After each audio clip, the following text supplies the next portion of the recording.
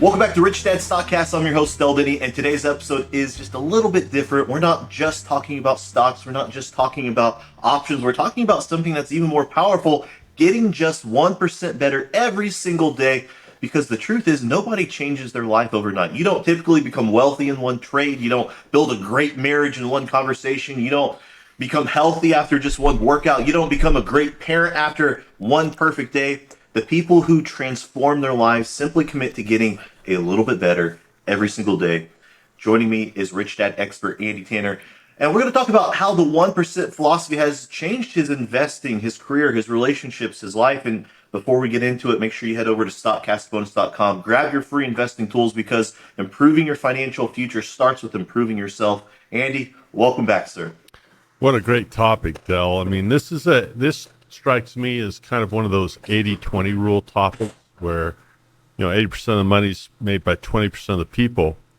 80% of the people will hear that topic and roll their eyes and say, I don't need a motivational talk. Just show me how to make money. Where the other 20% of the people will say, I remember Andy talking about be, do, have. And it's about becoming before I do, before I can have. Most people want to skip right to the having instead of the becoming. And so this is going to be a great topic for those that trust, Robert and Blair and Kim Kiyosaki. And it's everything. It's the secret sauce. It really is. This is the secret sauce. Now, before we get into the secret sauce, stockcastbonus.com. There's some sauce in there as well. What's in at stockcastbonus.com? A lot of practical tools, things, we put our investing journals there that people can learn how to track their stuff the way we track it. That's all free. We have ebooks, we have webinars, all kinds of stuff. So go there and, collect the stuff with your name on it and start going to work and use those free resources to get yourself started or go up a level. All right, love it. Okay. So our topic today is about getting 1% better every single day. Now, my question to you, Andy, why is this such a powerful philosophy? Well, I'm kind of prompted to share my personal experience with it because I think I'm typical. I get married and my father was a school teacher. My mom worked sporadically, mostly was a stay-at-home mom. My wife's parents were very hardworking people. Her dad was a dairy farmer, and mom ran the house, so traditional. Dad worked, mom more of a homekeeper, and neither of them achieved tremendous wealth at all.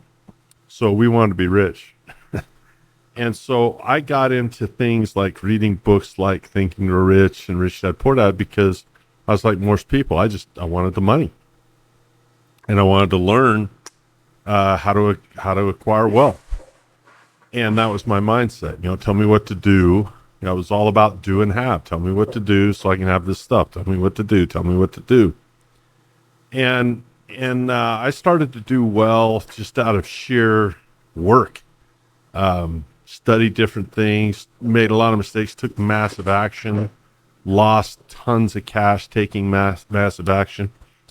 And it didn't click for me until probably around 20 years ago, I guess, when I started to hang out with Robert Kiyosaki, Blair Singer, and Kim, and Kenny McElroy, and some of those guys, Tom Wheelwright, the Lannons, Garrett. All those guys, we would get together, and it would kind of be like, it was weird because we did personal development. Like we'd read books on how to be present. We'd learn about meditation. We'd learn about all these things that seemingly had nothing to do with money. And it kind of clicked one day where I thought, when a person decides to be an entrepreneur or an investor, they're going to do something most people don't do. And there's a reason most people don't do it. There's a reason most people go get a job instead of become an investor and entrepreneur. And here's why. It's counterintuitive to how we're built. It's counterintuitive to how our brains work. It's counterintuitive And so overcoming the flesh, to speak biblically, overcoming the natural man, overcoming the weaknesses of the flesh are really what allow a person to do this. Because you're talking about temperament, you're talking about consistency, you're talking about discipline, you're talking about dealing with demons of greed and fear and FOMO and volatile in markets, people. There's so many things you deal with that your natural tendencies will cause you to lose money instead of make money, that when a person decides to become an investor, and any successful investor will tell you this, any of them will, every single one of them will tell you that it is about intangibles such as Buffett talks about temperament and discipline all the time. It's about you're engaging in personal development. So this is really an important topic where people say, well, show me the secret, show me a trade, or, we'll get on our YouTube channel, we'll get 100,000 views in a week when we say we're going to show a trade, but I'll get 10 views when I say I'm going to show you how to think like an investor. And it's that 80-20 thing. The people that do the personal development get it. The people that think it's about doing and not being, they don't make it. How amazing is that? One of the things I think about, why is that number important? 1% better every day. And James Clear in his book Atomic Habits talks about, Great if you're book. just incrementally better, 1% every day, by the end of, I believe it's a year, you're 37x times what you were. That's the power of compounding interest, 1% per day. Now, my question for you, going back to financial education, if someone spent just 20 or 30 minutes every day learning about money and investing, where could they be in 5 years? I don't know. I think it'd be different for everyone. I have a crystal ball. I do love that book, Atomic Habits, though. And the fact you even quoted it, the fact that people are studying how to have better habits, tells you that right there. It tells you that the people, because that's not going to tell you a trading strategy or real estate strategy or anything. It's going to tell you about, that's really a book on self-mastery is what it is. And so, where are you in 5 years? I can only tell you that for me, it took longer than 5 years because I'm not very smart.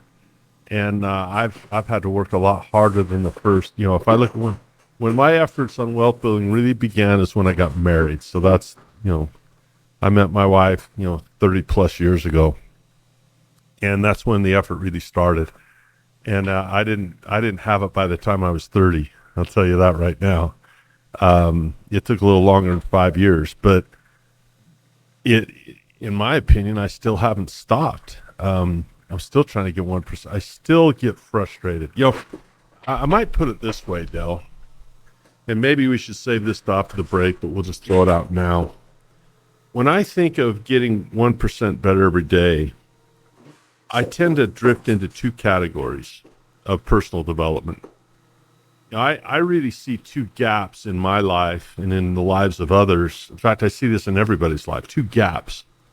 First is the gap between ignorance and knowledge. So let's talk about that for a minute. When I look at what I know now and what I need to know to be successful, there's usually a gap there for most people. For me, I know how to do a lot of stuff now, but there's still stuff I want to get better at, and I know I need more knowledge forever. Bill Gates and Warren Buffett were at Columbia University and being interviewed by the people working on their MBAs, and the question was asked, what's the most important thing you do every day? And both of them almost in unison said, learn. They spend most of their time trying to get smarter, trying to learn more. Now think about that. Bill Gates is a pretty smart guy, and he's still trying to learn more. He's trying to get more in that head of his. Buffett spends most of his time reading, which is a learning activity. He's not reading novels for leisure. He's trying to learn. So the gap between what all of us know now and what we need to know to go to the next level is about learning. So that's one frustration is ignorance. And the good thing is now we can learn faster and more economically. I think we can get more on our head quicker than ever before with technology and AI and internet. I think I'm learning faster at this age ever. And I spend time learning every day. I still take classes. I still study. I take, I take, like, you won't find me without having at least one class that I'm taking somewhere. Right now I'm taking more than one class online, learning from other people. The other gap that is the frustrating one for me, even more than the gap between ignorance and knowledge, is the gap between what I already do know and my behavior. That's where Atomic Habits comes in. Atomic Habits comes in, it's not that you don't know what to do, it's that you don't do it, and you don't do it consistently, right? And I don't care, I only have one guy that I know that I think is pretty close to perfect, and nobody's perfect. My buddy Than Merrill, I look at that dude, and the congruence between what he knows and what he does is phenomenal. I mean, he is an execution, implementation superhero. But for the rest of us mortals here, that aren't, like Hercules, not demigod, for the rest of us mortals here, there's a gap in my life that I've been trying to close for 30, 40 years between what I know and how I behave every day. And so, for example, in college, one of my majors that I failed in was exercise physiology. So I know that a brownie doesn't do me any good. I know that, and I'll still eat a brownie. So bringing our behavior in congruence with our knowledge is another one. So you have these two gaps. Well, the solution to those two gaps is obviously the gap between ignorance and knowledge is an educational pursuit. That's what we do at the Cashflow Academy. We help people fill that gap. I mean, we fill it. And then we also do our very best to have coaches and accountability and a team and a community that helps people take that education and implement it into behaviors. We have regimens. We train people on how to have their weekly meeting with their spouse, if they have one, on how to put the focus and time that it takes to get out of the rat race and be your own person.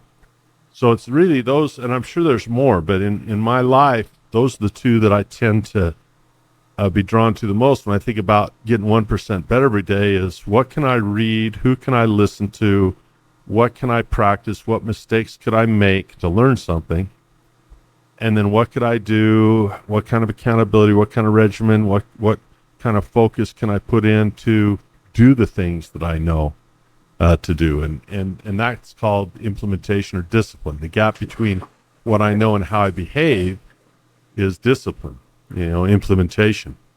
And so those are worth a lot to people. And so that's the business I went into. I said, I'm going to provide people opportunities to do both those things. That's worth a lot of money in a person's life if they can learn the right stuff and do the right stuff. It's why I chose this, Del. I mean, I own so many stocks.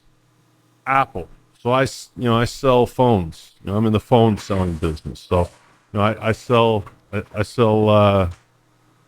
Apple phones, right? That's what I sell. But I got to tell you, at the Cashflow Academy, we offer people the chance to change who they are, and that's far more exciting to me and far more beautiful. I think, I don't know what it cost. I don't know what my phones cost. What does it cost for an iPhone? $1,000? I don't know what it costs. They $500, $1,000? I don't even know what they cost. But whatever that is, I get a phone that sits there. But if I can invest something into myself to get better, the ROI on that stuff is multiples and multiples. When you learn stuff and have a community to help you do stuff, I don't know if people can really feel that. I don't think a lot of people get it. I think they get caught in the do rather than becoming an investor. They want to do investing, and it's so hard to teach. So yeah, that's kind of the two that I go to. 1% better every day. Okay, 1% more knowledge every day. 1% better implementation every day. I love that. I love where we're headed with this. Well, let's do this. Let's take a quick break.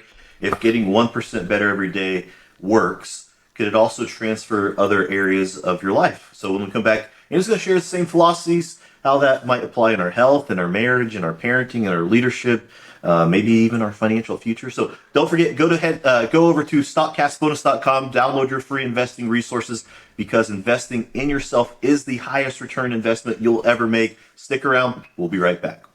So far, it's been great. I needed a source where I could really enrich my education through stocks. I didn't really have an avenue for it, and it's helped me a lot. The simplicity has really gotten me on the track to where I enjoy the learning, as well as it's really solidifying in my mind. And like, they're not just trying to sell you something, they really care about the people that are in the course, and they really do care about you and your personal goals, and what you want to do is to help you and your family and whatever your goals are in life through that. So it's really been great.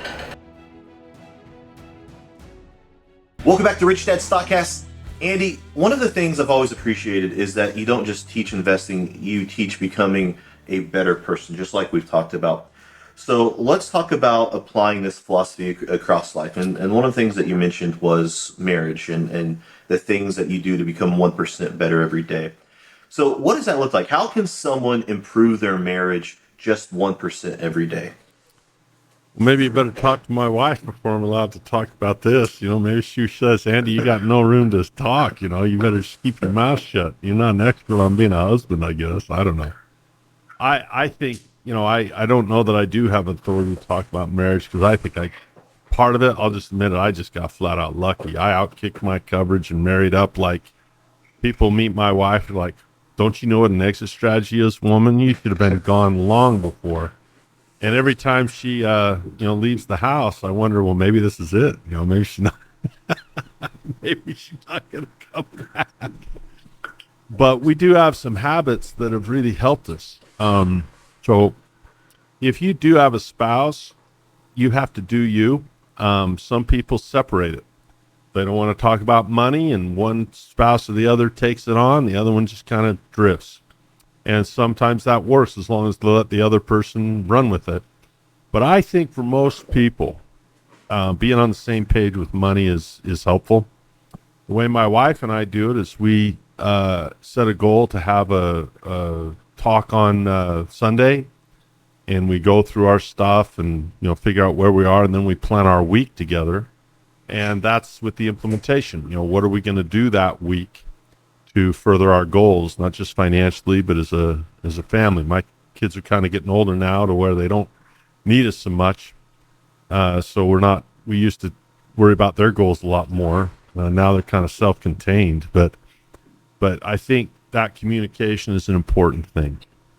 I'd like to also talk about getting 1% weaker every day and what that can do. Robert often says there's two sides to every coin, and the other side of getting better every single day is getting worse every single day, because you can't stay the same.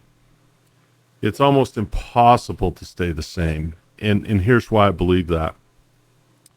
When I first met Robert, and this might have been, I don't remember what it was. I'm going to guess 2004, maybe 2006-ish, somewhere around there, probably 2004-ish. They invited me. I had kind of made a little name for myself as a speaker and a stock guy, and they invited me to an event in Phoenix called The Psychology of Winning.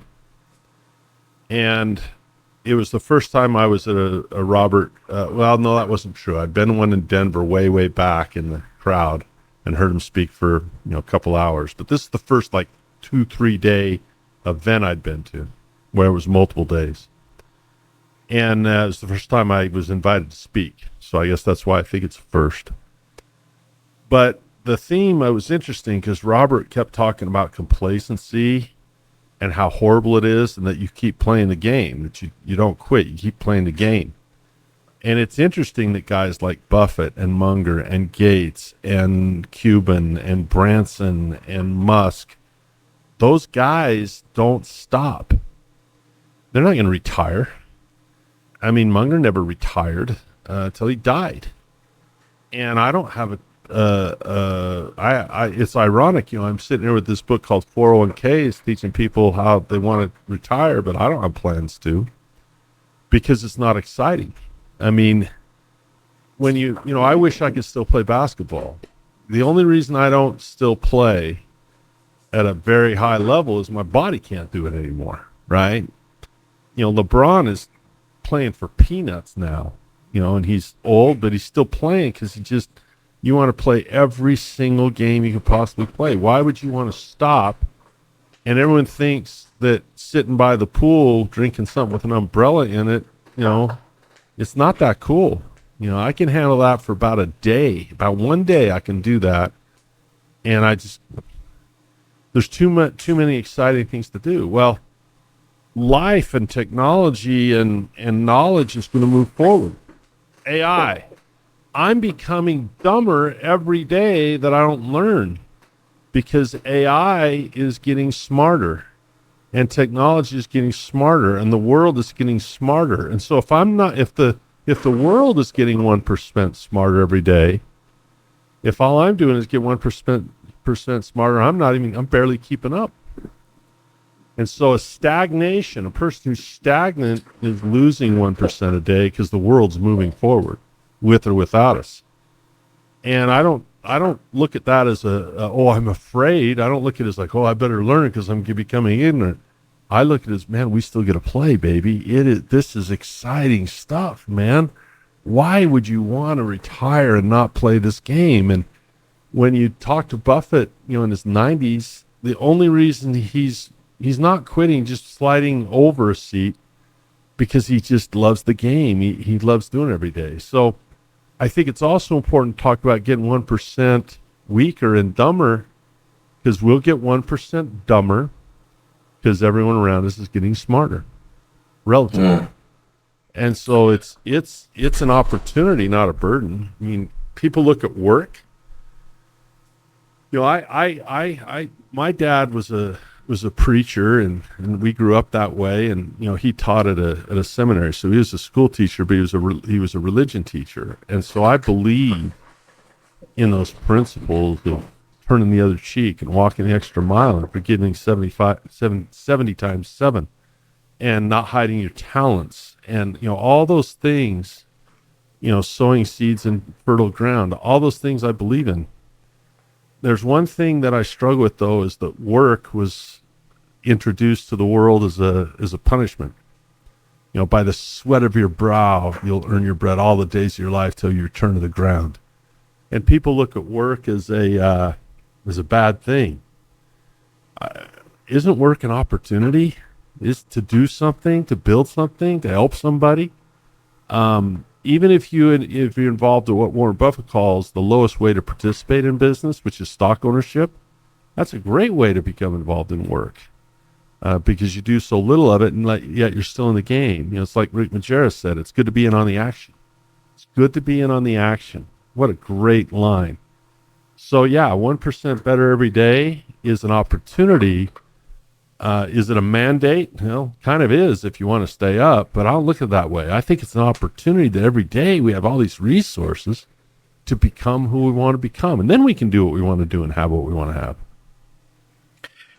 I think that's such an amazing way of looking at it. And also to think we're either growing or we're digressing. And it's not we're asking for, you got to be 10 times better today. It's just a sliver better each day. I think I might have missed a point on that you brought up too. I might have missed that really big because, I was in San Diego. I used to be a really good salesman. I don't know if I am anymore. I might have gotten 1% worse at that, but I used to be really good. And, I guess I shifted into other places. But these guys asked me to come down and give a speech on sales. And so I flew down. There was a friend, so I did it for him.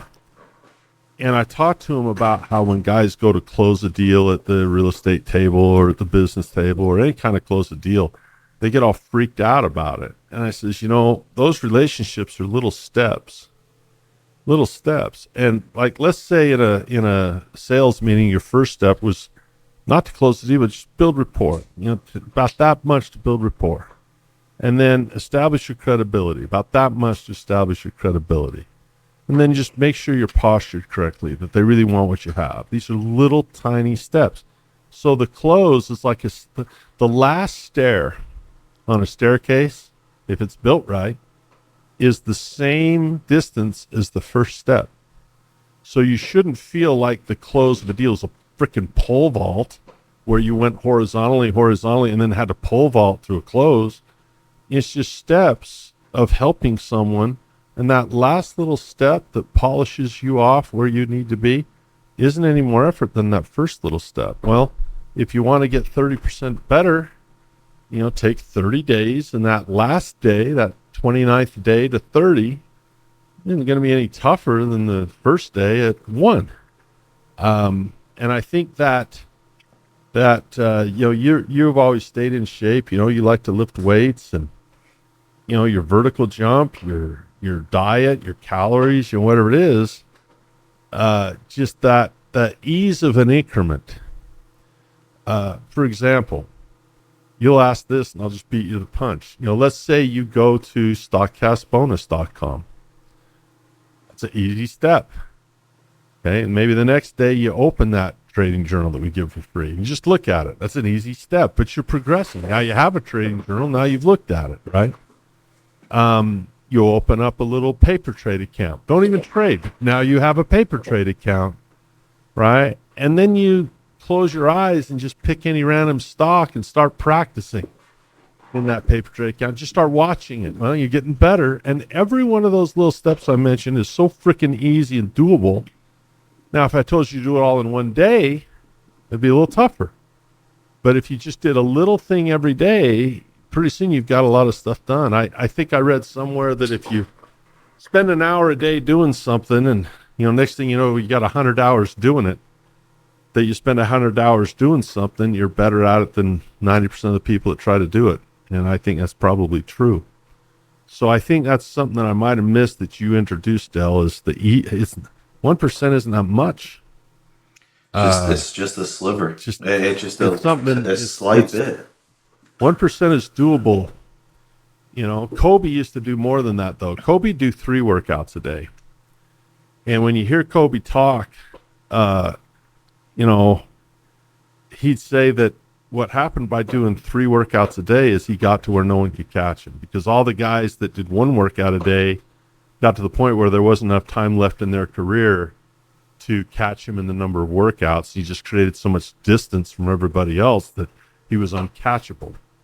And same thing, if a person doesn't do 1% a day and the other guy does, the guy will be uncatchable. You don't have the time to catch up. So start getting 1% better every day if you want to. Start now. Whatever it is, whether it's investing, being a good parent, whatever it is, start today, compound that. Yeah. But speaking of parenting, I did want to ask this, and going on, this is maybe on topic but off topic. Parenting. We talked about your kids and their financial education. What's one thing parents can do every day that compounds their kids into stronger knowledge of investing, or one thing that they can do to better the relationship with their kids? If there's a sliver that could help. It's interesting because I still am attached to my son's account, even though now my older son's over 18, he could detach me from it. He still keeps me on it. I don't look at it anymore. But I still get text messages every time he trades. I look down and go, that's his account. He's selling options, doing his thing. Maybe my kids wind up in, maybe they wind up in jail or something later. Maybe they, fail. I don't know. But man, so far, I just think being a dad is a great calling, man. Not everybody wants to do it. And if you don't want to do it, you shouldn't. You really shouldn't. You don't want to be a dad, you shouldn't do it. But if you want to be one and it's your thing, well, I sure loved being a dad. I can't wait to be a grandpa someday and try that and see what Grandpa Tanner can do. But we spent we did homeschool, and we did spent a lot of our time, energy, and focus on being parents to teach kids, and part of that is preparing them for life. And so far for us, they've blossomed pretty well. We're pretty proud parents, because it seems like they've done pretty well and achieved many of the goals they've had. So what we've done as parents, this is probably off topic, but what I did is I did not use carrot and stick. I didn't offer rewards or allowances or, hey, if you do this, I'll give you this reward. I never offered penalties. We didn't put our kids in the corner or put them in timeout or ground them or say you couldn't have this. We never did any of that. We never used carrot and stick. What we did is we used communication preemptively to help them establish their own standards. We decided I got a lot of this from Tally Sherritt, neuroscientist. We established communication where we got them freaking crystal clear on what they wanted. We didn't set those goals. What do you want? Do you want to be this? Do you want to be that? We didn't care. School's a good example. I was a terrible student. You don't even need to graduate from high school anymore. Everything you need to learn is online. There's nothing in a college course that you can't buy at Amazon.com anymore. You learn on, TikTok or whatever. It's all out there. It's just choosing what teachers you want, right? What's valuable to you. So we said, what do you want to do? And they said, we want to be 4.0 students. I go, well, Robert wasn't. They go, yeah, but Tom Wheelwright and Garrett Sutton are. And we like those guys. I said, all right, well, if that's your goal, then that's your goal. And if they started to fall below one of their standards, there was no punishment or reward. I said, well, it looks like you fell below your standard. Was it that you want to abandon the standard? Because you certainly can. Or is it that you just had a lapse of focus and you want to establish that standard and get up and try again? And every single time, because they were focused on what they really wanted, they say, no, I just lost focus. I'm a human. I want to get back up and be above that line and that standard again. So that's how we did as parents. And she asked, we didn't use carrot and stick ever. We never threatened our kids with punishment, and we never said we're going to reward you for good behavior. We weren't saying, hey, if you get a 4.0, we'll do this for you. Or if you don't get a 4.0, we'll threaten. No, it's up to you. What do you want? And whether it was school or sports or playing the piano or playing the guitar or any of the goals they had athletically or socially, we just tried to get them really, really clear on what they wanted and said, well, what standards are you going to live to get there? And they would set their own, and that way they owned them. When they fell below it, we'd say, well, looks like you fell below it, so here's your choice. You can abandon your standard and lower it or change it. That's fine. Or you can say, I just had a lapse there because I'm a human being. I think I'll get up and try again. And that's how we did it. And maybe they wind up, unsuccessful. But so far, the trajectory is looking pretty good. So we'll see what happens. They're still too young to know for sure. But we'll see. We'll see how it worked out. Still an experiment in progress, so we'll see. Well, the results are looking pretty good thus far, I'll have to say. We'll see. Maybe they turn into a train wreck. You never know. I think they'll be just fine. If someone listening to our podcast today decided that they wanted to be 1% better every day for the next year, this is always my action question at the end. Where should they start first? Well, your question's always the same. My answer's always the same. Go in any direction. About the only mistake you can make would be doing nothing. If you bought something and it didn't work out, you made a mistake and lost money, you'd learn something. If you practiced something and got a paper tray, you'd learn something. If you bought a new book and read it, you'd learn something. If you got a new mentor, if you built a team, the team really helps with implementation. If you have a tax advisor, they'll push you to prepare and do the tax right. If you have an attorney for asset protection, they'll push you to have the meetings to get that stuff. I had my attorney email me this week saying, hey, let's have our meeting to where we make sure we're got everything buttoned up right. Has your life changed?